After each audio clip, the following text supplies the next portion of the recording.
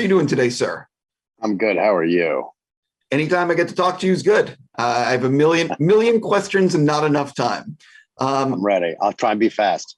I'm curious. You've made like 190 projects or something crazy. Have you ever thought about directing?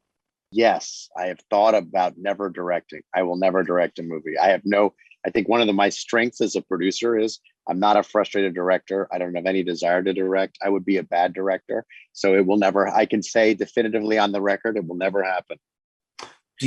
Obviously, you've been able to make so many projects. Has there been anything that you have actually not been able to make for whatever reason and why?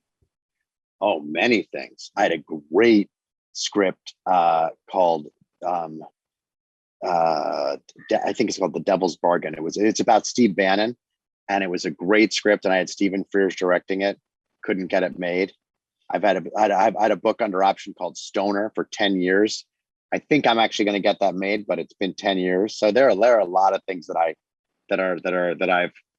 tried or am trying to get made that I've gotten a lot of no's on, but I always keep trying. So it's so interesting to hear that. One of the things that I love about the Purge franchise, and especially this film, is that you can watch it as just a pure entertaining movie, or you can talk about the subtext and talk about what's really going on, and it addresses things going on in our country. Can you sort of talk about that aspect of these films? Yeah, we make, my priority, the most important thing is that our movies are really good and scary and entertaining. And some of them have messages in them and have say something about the society we live in, and some don't.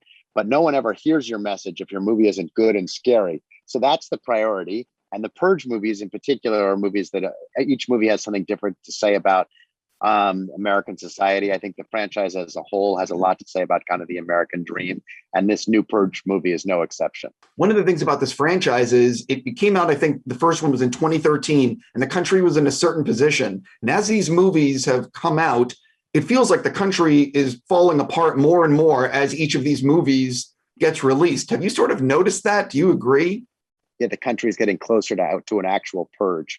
I think we're on a better track now, but I do think that is I do think that is true. And I feel like James DeMonaco, who's written all the movies, he directed the first three, he has a real ability to kind of foresee the future and kind of write about things that are going to become issues in the future. And he's done that again with the Forever Purge as it relates to immigration. It's one of the great talents that he has as a writer director. Completely. I spoke to Frank Grillo not so long ago, and he mentioned that you guys had been discussing maybe having his character come back to another Purge film. Is that the case? There were talks of that. James has said this is the last Purge movie, the Forever Purge, and he's done. But I have different ideas, so I've been pushing for at least one more. So yeah, I don't know if it would involve Frank or not. I can't say for sure, but if Frank said that, I believe it. When are you guys going to be making Halloween Ends? We're going to be making it, in the next 6 months. We make it. Our release date is a year from this October, so in 18 months. So we'll make it. We'll start sometime in the next 6 or 8 months. And I'm excited. I'm excited about Halloween Kills, about our next Halloween. It's a pretty great movie. I cannot wait. I'm obviously also a huge fan of Scott Derrickson, and I'm very excited about The Black Phone. What can you tell people about it? What can you tease? I actually just saw the movie for the first time about a week and a half ago. It's definitely one of the creepiest movies we've ever done. Scott thinks it's his best movie. I'm such a fan of Scott's. I really like all his movies. I love Sinister, but I'll certainly say it's one of his best movies. Maybe the best movie he's ever made. I am so curious about Firestarter and this version that you guys are doing. What can you tease people? How has it been going?